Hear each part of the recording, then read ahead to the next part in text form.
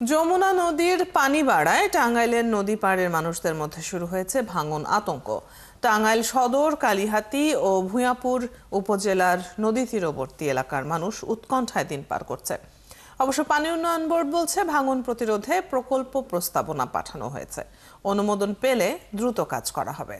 M A রাজ্জাকের তথ্য ছবিতে প্রতিবেদন। প্রতি বছর বর্ষায় যমুনা নদীর পানি বাড়া আর কমায় শুরু হয় ভাঙন আতঙ্ক। এবারও নির্ঘুম রাত পার করছেন টাঙ্গাইলের ৩ উপজেলার মানুষ। সদর উপজেলার একাধিক শিক্ষা প্রতিষ্ঠান সহ ৩ উপজেলায় প্রায় ৫ শতাধিক পরিবার রয়েছে নদী ভাঙনের ঝুঁকিতে।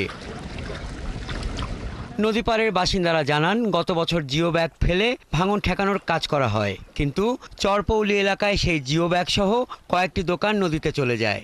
এতে আতঙ্ক আরও বেড়ে যায়। এছাড়া কালিহাতী উপজেলার গোহালিয়াবাড়ি, দুর্গাপুর ও সাল্লা ইউনিয়ন এবং ভুয়াপুরের গোবিন্দাসী, অর্জুনা ও গাবসারা ইউনিয়নের নদী পাড়ের বাড়িগুলো রয়েছে ঝুঁকির মুখে। এই জায়গা হুদা ই করে বান্ধিল নি, তাহলে কোন ডর থাকল না। এখন দেখি যে নাই, এত গোলা দিয়ে নিয়ে যাবো গা।